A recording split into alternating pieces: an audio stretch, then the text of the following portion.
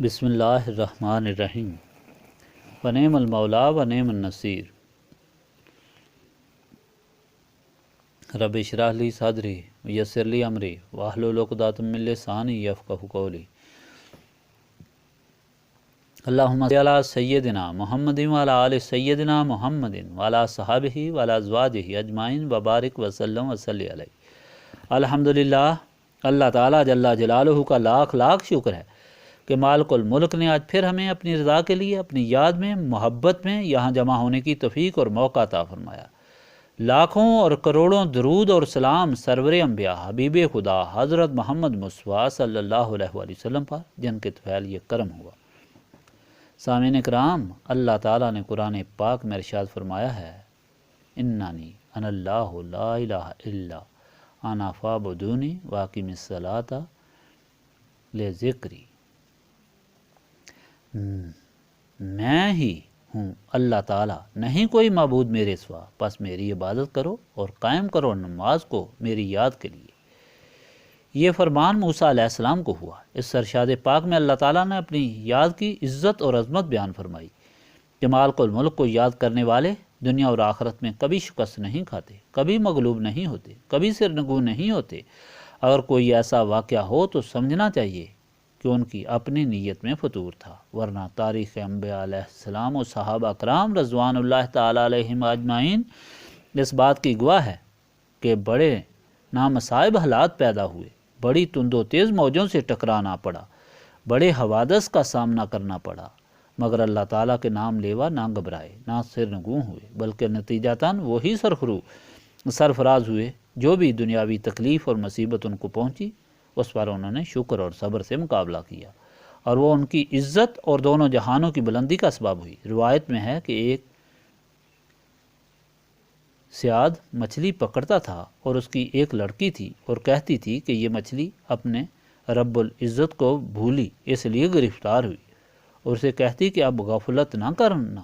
یہ لڑکی اس کی غفلت پر ترس کھاتی اور اسے پانی میں دوبارہ ڈال دیتی۔ اس طرح دنیا والے شیطان کے ہاتھوں غفلت کا شکار ہوتے ہیں، پھر اللہ تعالیٰ کی یاد بھول جاتے ہیں، اور خدا تعالیٰ کے بندے انہیں پھر بلا بلا کر اللہ تعالیٰ کی یاد کے سمندر میں غوطہ زن کرتے ہیں۔ موسیٰ علیہ السلام کو جب حکم ہوا فرعون کے مقابلے میں جاؤ اور اسے ہدایت کرو، تو ساتھ یہ حکم بھی ہوا کہ اللہ تعالیٰ کی یاد کو کبھی نہ بھول جانا، یعنی ذکر الہی جاری رکھنا۔ فرعون جابر بادشاہ تھا، اس کے پاس سپاہ تھی، ہتھیار تھے، ہر قسم کا ساز و سامان تھا، لیکن موسیٰ علیہ السلام اکیلے تھے، تہی دست تھے، صرف ایک بھائی کو ساتھ لے کر گئے، لیکن ان کے پاس اللہ تعالیٰ کا دیا ہوا عظیم ہتھیار تھا، اللہ تعالیٰ کی یاد کا، جس کے سامنے روز اول سے کوئی نہ ٹھہر سکا، ہر مصیبت میں کام آنے والا، ہر آفت پر قابو پانے والا، جس نے آدم علیہ السلام کو معافی دلائی، جس نے نوح علیہ السلام کے دشمنوں کو غرق کیا، جس نے لوط علیہ السلام کے دشمنوں کو تہ و بالا کر دیا، جس نے صالح علیہ السلام کے گستاخوں کو ریزہ ریزہ کیا، جس نے ابراہیم علیہ السلام کے لیے آگ کے سمندر کو باغ و بہار گلزار کیا، جس نے مکہ جیسی وادی غیر ذی زرع کو مرجع خلائق اور نعمتوں کا خزانہ بنایا، اور موسیٰ علیہ السلام کے اس جابر اور عظیم مغرور متکبر دشمن کو غرق و تباہ کیا۔ اللہ تعالیٰ کے اسی عظیم ذکر کا ہی ذکر اللہ تعالیٰ نے بار بار قرآن پاک میں فرمایا۔ نبی پاک صلی اللہ علیہ وآلہ وسلم کے غلاموں کو یاد دلایا، حکم دیا، اور اس زیور سے آراستہ و پیراستہ کیا، اور اس طرح نہ صرف مکہ اور مدینہ منورہ کے دشمنوں کو خاک میں ملایا، بلکہ سسلی سے لے کر کاشگر تک زمین اور آسمان کے مکینوں کا ان کا تابع بنایا۔ اللہ تعالیٰ کے ذکر کی برکت ایسی ہے کہ دنیا اور آخرت میں کام آنے والی ہے۔ جب اس دنیا فانی سے رخصتی ہوگی تو یہ عارضی سہارے اور دوستیاں بھی ختم ہو جائیں گی، اس وقت صرف اللہ تعالیٰ کی یاد ہی کام آئے گی۔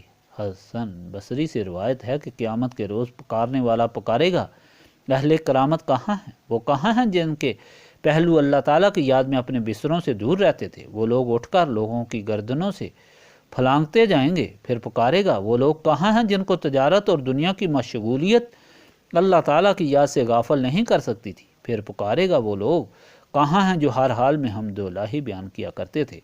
اللہ تعالیٰ ہی جانتا ہے کہ اس وقت اللہ تعالیٰ کی یاد کرنے والوں کی کتنی عظیم شان ہوگی، اور اللہ تعالیٰ کی یاد سے غافل رہنے والے، دنیا کے پیچھے بھاگنے والے کتنی حسرت اور یاس میں ہوں گے۔ حاضرین مجلس، یہ محفل بھی اللہ تعالیٰ کی یاد کرنے والوں کی ہے۔